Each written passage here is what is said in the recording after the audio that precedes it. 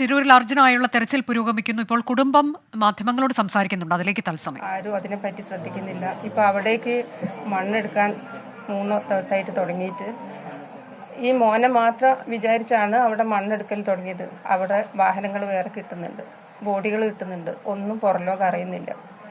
ഈ മോൻ്റെ വണ്ടി എത്തുമ്പോഴത്തേക്ക് എത്ര വണ്ടി കിട്ടി എന്നുള്ള കാര്യങ്ങളൊക്കെ പുറലോകം അറിയണം. എല്ലാവർക്കും നീതി കിട്ടണം. ഞങ്ങൾക്ക് ഞങ്ങളെ മോനെ എത്രയും പെട്ടെന്ന് കിട്ടണം. പിന്നെ അവിടുത്തെ സംവിധാനങ്ങളിൽ വിശ്വാസം ഞങ്ങൾക്ക് കുറഞ്ഞു.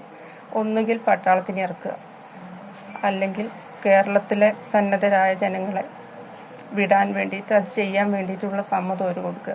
ഇപ്പം ഞങ്ങൾക്ക് ഭയമുണ്ട് മക്കൾക്ക് എന്തെങ്കിലും ഹാനി സംഭവിക്കുമെന്നും കൂടെ. എന്താ വെച്ചാൽ മോൻ്റെ വണ്ടീൻ്റെ 2 ഓണർമാരിൽ ഒരാളെ അവിടുത്തെ SP വേദനയാക്കുന്നുണ്ട്.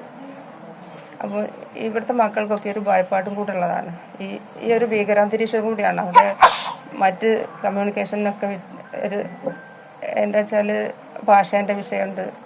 മനസ്സിലെ ഈ കടലിരുമ്പം പോലത്തെ ഈ അവസ്ഥ, അതിൻ്റെ മുന്നിൽ പെട്ടിട്ട് അവിടെ ഈ റെസ്ക്യൂ പ്രവർത്തനത്തിൻ്റെ മന്ദഗതിയും കൂടെ കാണുമ്പോൾ ഇവർ സംഭവിക്കുന്ന ഒരു അവസ്ഥ ഭയങ്കരമാണ്. അതിൻ്റെ ഉള്ളിൽ ഓരോ ചോരയാണ് ഉള്ളിൽ കിടന്നുങ്ങാൻ എന്തവസ്ഥയിലാണെന്ന് അറിയാത്തത്. ഇപ്പോൾ ജീവനോടുണ്ടോയെന്ന് പോലും എല്ലാവരും പറയുന്നുണ്ട് സേഫ് വണ്ടിയാണെന്ന്. പക്ഷേ ഇപ്പം ജീവനുണ്ടോയെന്ന് പോലും മനസ്സിലാകുന്നില്ല. എനിക്ക് എൻ്റെ മനസ്സിൽ എന്താ അവസ്ഥ എനിക്ക് പറയാൻ പറ്റുന്നില്ല. ഇങ്ങനെയൊക്കെ അല്ലാതെ എനിക്ക് പറയാൻ പറ്റില്ല. എത്രയും പെട്ടെന്ന് ഒരു ചെയ്യാൻ പറ്റില്ല, ഒരു ചെയ്യണ്ട. ഇമ്പളെ കേരളത്തിലെ ആളുകളെ വിടാനുള്ളൊരു അനുഭവം കൊടുക്കുക, അല്ലെങ്കിൽ പട്ടാളത്തിന് ഇന്ന് മുതൽക്ക് അവിടെ ഇത് കിട്ടുന്നവരെ മുഴുവനാകുന്നവരെ ഇത് നിർത്തിവെക്കാനും പാടില്ല. അവിടുന്ന് കിട്ടിയ വണ്ടികളെ കുറിച്ചും അവിടുന്ന് കിട്ടിയ ബോഡികളെ കുറിച്ചും പുറലോകത്തിനെ അറിയിക്കാൻ കൂടെയുള്ള എല്ലാവർക്കും നീതി കിട്ടണം. എത്രയോ വീട്ടുകാർ ഇപ്പോൾ ആരെ ആൾക്കാർ അവിടെ കുടുങ്ങി കിടക്കുന്ന അറിയുന്ന പോലുമില്ല. എത്ര ബോഡി കിട്ടി, അവിടുത്തെ എത്ര വണ്ടി കിട്ടി, ഇതെല്ലാം പുറലോകം അറിയണം. നമുക്കൊരൊറ്റ ആവശ്യമുള്ളൂ, ഒന്നുകിൽ പട്ടാളം വരിക, അതല്ലെങ്കിൽ നമ്മുടെ കേരളത്തിൽ നിന്ന് ഒരുപാട് ആളുകൾ പോകാൻ റെഡി ആയിട്ട് നിൽക്കുന്ന സന്നദ്ധരായിട്ടുള്ള വളണ്ടിയേഴ്സ് ഉണ്ട്. അവർക്ക് ഒരുപാട് എക്യുപ്മെൻറ്റ്സ് നൽകാനുള്ള ടീംസ് ഉണ്ട്. അവരൊക്കെ റെഡിയാണ്. അതിനുള്ളൊരു പെർമിഷൻ അവിടുത്തെ സർക്കാരിൽ നിന്നും ലഭിക്കുക. ഇതിലേതെങ്കിലും ഒരു കാര്യം നമുക്ക് കിട്ടണം. എത്രയും പെട്ടെന്ന് അർജുനെ എടുക്കുക. അത് അവനെ കണ്ടു കിട്ടുന്നവരെ ഇനി റെസ്ക്യൂ നിർത്തിവെക്കാൻ പാടില്ല.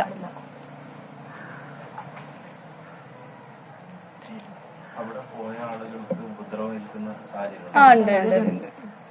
അതിപ്പം ട്രിവാൻഡ്രത്ത് നിന്ന് ഒരാൾ ഇപ്പം സ്വന്തം റിസ്കിൽ അങ്ങോട്ട് പോയി എന്ന് പറഞ്ഞിട്ടുണ്ടല്ലോ.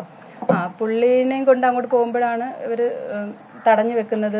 ആൾക്ക് എന്ത് ലൈസൻസാണ് ഉള്ളത്, ഇതിനുള്ള അപ്പം ആ ഒരു ടോക്കിൻ്റെ ഇടയിലാണ് അവിടുത്തെ ഒരു ഉന്നത പോലീസ് ഉദ്യോഗസ്ഥൻ വന്നിട്ട് അവരുടെ ഒരു ആളെ മർദ്ദിക്കുന്നത്, നമ്മുടെ ഒരു ഉടമേനെ മർദ്ദിക്കുന്നത്. അവർക്കിപ്പം ഭയങ്കര പേടിയുണ്ട്. അവിടെ എന്തൊക്കെയോ അവരുടെ ഡിലേ ഇപ്പം പബ്ലിക് അറിഞ്ഞു പോകുന്നതിൻ്റെ ഒരു ദേഷ്യം കൂടി അവർക്ക് ഇപ്പോൾ ഉള്ളിലുണ്ട്. അപ്പം നമുക്ക് ഭയങ്കര ബുദ്ധിമുട്ടുണ്ട്. നമ്മുടെ ആളുകൾ അവിടെ ഉണ്ട്, അവർ സേഫ് ആണോ എന്നൊന്നും നമുക്ക് അറിയൂല. എത്രയും പെട്ടെന്ന് അവിടെ നിന്ന് രക്ഷപ്പെട്ട് വന്നാൽ മതി, അത്രയേ ഉള്ളൂ. അതിന് വേണ്ട കാര്യങ്ങൾ എല്ലാവരെയും സപ്പോർട്ടോട് കൂടി നമുക്ക് കിട്ടണം.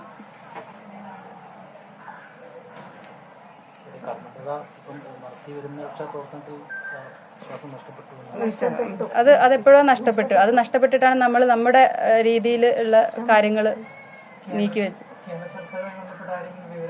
നമ്മൾ PM-ന് മെയിൽ അയച്ചിട്ടുണ്ട്, പ്രധാനമന്ത്രി നരേന്ദ്രമോദിജിക്ക് മെയിൽ അയച്ചിട്ടുണ്ട്, നമ്മുടെ സുരേഷ് ഗോപി സാറിന് മെയിൽ അയച്ചിട്ടുണ്ട്, നമ്മുടെ CM-ന് മെയിൽ അയച്ചിട്ടുണ്ട്. എല്ലാവരും നമ്മൾ ഈ ഒരു ആർമിയുടെ ആവശ്യം പറഞ്ഞിട്ട് മെയിൽ അയച്ചിട്ടുണ്ട്. പ്രതികരണം ഇപ്പോൾ നമ്മുടെ മോഹന മാസ്റ്റർ വന്നിട്ടുണ്ടായിരുന്നു. അപ്പം CM-ന്റെ മെയിലൊക്കെ അവർ കണ്ടു എന്ന് പറഞ്ഞു. അവർക്ക് കിട്ടിയ ഇൻഫർമേഷൻ കണ്ടിട്ടുണ്ട്, അതിൻ്റെ വേണ്ട കാര്യങ്ങൾ അവർ ചെയ്യുന്നുണ്ടെന്ന് പറഞ്ഞു.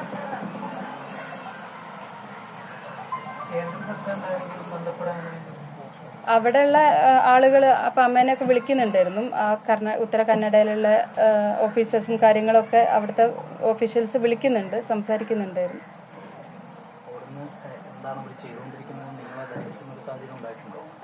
ആദ്യമൊന്നും ഹസ്ബൻഡിന് കയറ്റിയില്ലായിരുന്നു. പിന്നെ നമ്മുടെ ഇവിടുത്തെ ഇടപെടൽ കാരണം 2 പേരെ അവിടേക്ക് കയറ്റിയിട്ടുണ്ട്.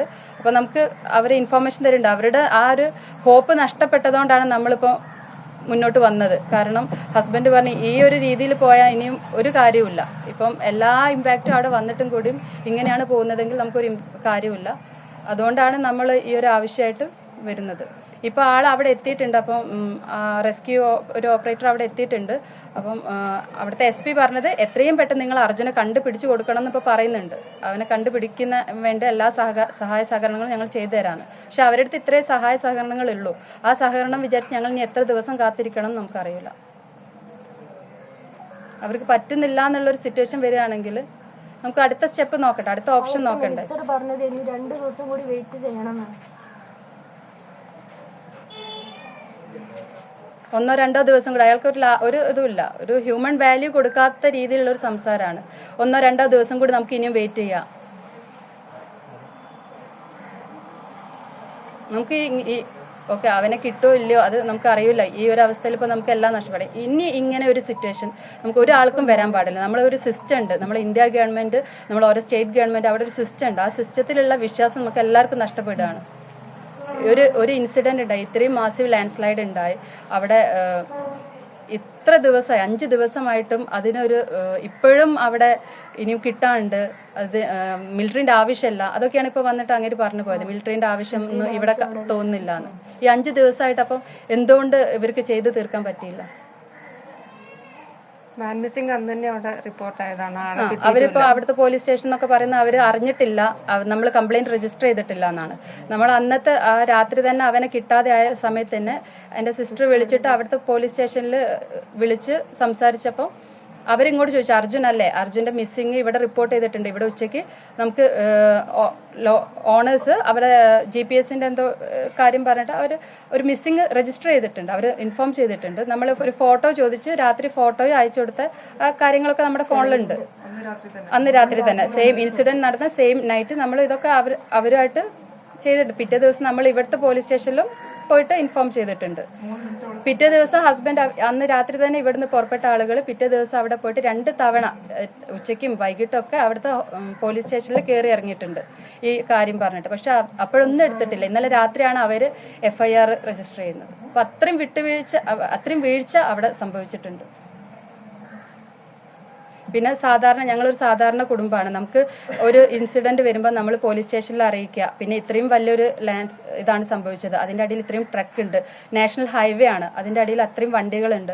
അപ്പോൾ ഇതൊക്കെ നമ്മളൊരു സാധാരണക്കാർ പറഞ്ഞിട്ട് വേണം അവിടുത്തെ സിസ്റ്റം അറിയാൻ, അല്ലെങ്കിൽ ഒരു ഗവൺമെൻറ് അറിയാൻ നമ്മൾ പറഞ്ഞിട്ട് വേണം അറിയാൻ. ആ ഒരു രാവിലെ 8:45 അപ്പോൾ ആ ഒരു സമയത്ത് അതിൽ എത്ര വെഹിക്കിൾസ് പോകുന്നുണ്ട്, അവരെ ഒന്നും വേണ്ടേ? നമ്മളിങ്ങനെ ഓരോന്ന് നമ്മളെ ഊഹാപോഹങ്ങൾ വെച്ചിട്ടാണ് നമ്മൾ അവിടെ എത്തിപ്പെടുന്നത്. അപ്പോഴേക്കും ഒരു ദിവസം വൈകി, അതായത് നമ്മൾ ഉച്ചയ്ക്കൊന്നും അറിഞ്ഞില്ല, വൈകിട്ടാണ് നമ്മളെ മകൻ ചിലപ്പോൾ അതിൽ അകപ്പെട്ടിട്ടുണ്ടാവാന്നുള്ളൊരു ധാരണ വരുന്നത്. അതിന് മുന്നേ ഓരോരുത്തർ പറഞ്ഞു അവൻ അതിലെ പോയിട്ടുണ്ട്, കാട്ടിലേക്ക് കയറിയിട്ടുണ്ട്, വേറെ റൂട്ടിന് കയറിയിട്ടുണ്ട്. ആ ഒരു വിശ്വാസത്തിൻ്റെ പുറത്താണ് നമ്മൾ രാത്രി വരെ ഇരുന്നത്. രാത്രി ആയപ്പം പോലീസ് സ്റ്റേഷനിൽ മിസ്സിങ് ആ ഒരു രജിസ്ട്രേഷൻ അവർ ഇങ്ങോട്ട് പറഞ്ഞപ്പോൾ നമ്മൾക്ക് പിന്നെ കയ്യിൽ നിന്ന് പോയി, അപ്പം തന്നെ പോയി. പക്ഷെ അവിടെ റെസ്ക്യൂ നടക്കുന്നുണ്ട്, ഇപ്പം കിട്ടും. ആദ്യത്തെ 1-2 ദിവസം എൻ്റെ ഹസ്ബൻഡും 2 അനിയന്മാരും അവിടെ ഉണ്ട്. അവരുടെ കൂടെ ലോറി ഓണറും വേറൊരു ഡ്രൈവറും ഉണ്ട്. ഇവരൊരു 4-5 പേരും, റെസ്ക്യൂ നടക്കുന്ന സ്ഥലത്തൊരു 10 പേരും. ഈ ഒരു 10-15 പേരല്ലാതെ ഇത്രയും ഒരു ഇൻസിഡൻറ്റ് നടന്ന സ്ഥലത്ത് അധികം അവർ അയച്ചിരുന്ന വീഡിയോസിലൊന്നും ചില സമയത്ത് ആളുകളെ അല്ല. അപ്പം നമുക്ക് അവരുടെ അതിലുള്ള വിശ്വാസം നഷ്ടപ്പെട്ടതിന് ശേഷമാണ് നമ്മൾ അവരെ വിശ്വസിച്ച് പോയി. 1-2 ദിവസം കൊണ്ട് നമ്മൾ കണ്ടുപിടിക്കും എന്നുള്ളൊരു വിശ്വാസം. പിന്നെ നമ്മളും വിചാരിക്കുന്നില്ല അവൻ അവിടെ ഉണ്ടാവരുത്, മറ്റ് വഴിക്ക് കൂടെ അവൻ രക്ഷപ്പെടണേ എന്നുള്ള ലാസ്റ്റ് പോസിബിലിറ്റിയാണ്. നമ്മൾ കാട്ടിൽ കയറാന്ന് പറഞ്ഞിട്ടാണ് ഇവർ പോകുന്നത്. പക്ഷെ അവിടെ കുറച്ചുകൂടി നീക്കാനുള്ളൂ എന്ന് അവിടെയുള്ള അതോറിറ്റീസ് അവരെ പറഞ്ഞ് കബളിപ്പിക്കുകയാണ്. ഇതാ കുറച്ചും കൂടി നീക്കാണ്ട്, ഇനി ഇച്ചിരി മീറ്ററും കൂടിയേ ഉള്ളൂ. അവരങ്ങോട്ട് കയറ്റുന്നുമില്ല, ആ ഒരു സ്ഥലത്തേക്ക് അങ്ങനെ വിടുന്നുമില്ല. അവരെപ്പോഴും ആ വണ്ടിയിൽ ഇരുന്നിട്ട് അവരൊരു ഭാഗത്ത് നിൽക്കുമ്പോൾ ചില സ്ഥലത്തൊക്കെ കടന്നു വീഴുന്നുണ്ട്. എന്നിട്ട് അവർ റൂട്ട് മാറ്റി ഇങ്ങനെ അവിടെ തന്നെ നിൽക്കുകയാണ്. 5 ദിവസമായി ഇത് തുടങ്ങിയിട്ട്. ഇനി നമുക്ക് ആരും കാത്തു നിൽക്കാനില്ല. ഒരാളെ മിസ്സിംഗ് പറഞ്ഞിട്ട് അതിൻ്റെ ഉള്ളിൽ നിന്ന് വേറെ ട്രക്കുകളും വണ്ടികളും അതിൽ ബോഡികളും ഒക്കെ കിട്ടിയിട്ടുണ്ട്. അതും കൂടെ പുറത്തു വരണം.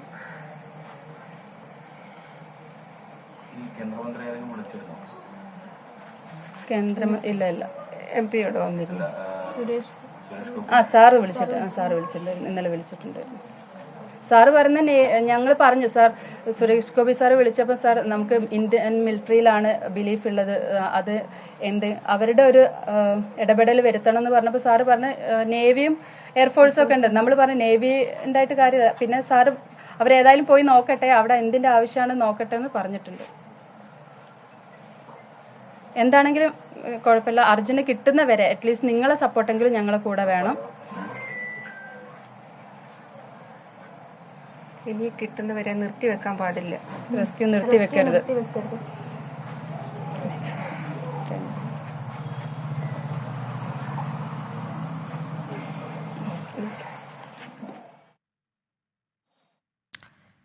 നിലവിൽ അർജുനെ ലഭിക്കുന്നതുവരെ രക്ഷാപ്രവർത്തനം നിർത്തിവെക്കരുത് എന്നൊരാവശ്യം, ഒപ്പം തന്നെ ഈ അവിടുത്തെ സംവിധാനങ്ങളിൽ ഇപ്പോൾ തങ്ങൾക്ക് വിശ്വാസം നഷ്ടപ്പെട്ടിരിക്കുന്നു എന്നുകൂടി അവർ പറയുന്നുണ്ട്. അതുകൊണ്ടാണ് സൈന്യത്തിൻ്റെ ആവശ്യം ഉണ്ട് എന്നവർ, അത് കഴിഞ്ഞ ദിവസം മുതൽ തന്നെ അവർ ഉന്നയിക്കുന്നതാണ്. ആ ആവശ്യം ഇന്നലെ കേന്ദ്രമന്ത്രി സുരേഷ് ഗോപിയോടും അവർ ഉന്നയിച്ചിട്ടുണ്ട് എന്ന് പറയുന്നു. കൂടാതെ പ്രധാനമന്ത്രിക്കും മുഖ്യമന്ത്രി ഉൾപ്പെടെയുള്ളവർക്കുമൊക്കെ അവർ ഈ വിഷയം ചൂണ്ടിക്കാട്ടി ഇമെയിൽ അയച്ചിട്ടുണ്ട്.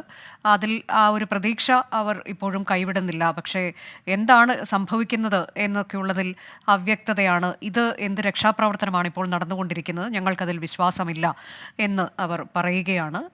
ആർമിയെ രക്ഷാപ്രവർത്തനം ഏൽപ്പിക്കണം, ഈ എത്ര ദിവസം ഈ തരത്തിലേക്ക് ഞങ്ങൾ കാത്തു നിൽക്കണം എന്നുള്ളത്. ഒപ്പം തന്നെ HD കുമാരസ്വാമി നേരത്തെ സംസാരിക്കുമ്പോൾ അതിൽ പറയുന്നൊരു കാര്യം, അവർ വലിയ വിയോജിപ്പ് അതിലും അറിയിക്കുന്നുണ്ട്. ഒരു മാനുഷിക പരിഗണനയും കൊടുക്കാതെയാണ് അവിടെ എത്തിയ കേന്ദ്രമന്ത്രി സംസാരിച്ചത്. ഇനിയും 3-4 ദിവസം കാത്തു നിൽക്കണമെന്ന് പറയുന്നത് എന്തർത്ഥത്തിലാണ് എന്ന് പറയുന്നു. കൂടാതെ പോലീസിൻ്റെ ഭാഗത്തുനിന്ന് അവിടെ ഉണ്ടാകുന്ന സമീപനം, മാൻ മിസ്സിംഗ് കേസ്, അതിലൊരു FIR പോലും ഇടാൻ അവർ തയ്യാറായില്ല എന്നൊക്കെയുള്ളത് വലിയ വീഴ്ച അക്കാര്യത്തിൽ സംഭവിച്ചിട്ടുണ്ട്. ഇവിടെ ഇരുന്നു കൊണ്ട് ഇത്തരം കാര്യങ്ങൾ എങ്ങനെയാണ് പിന്നീട് തങ്ങൾക്ക് മാനേജ് ചെയ്യാൻ പറ്റുക എന്ന ചോദ്യമൊക്കെ അവർ ഉന്നയിക്കുന്നുണ്ട്.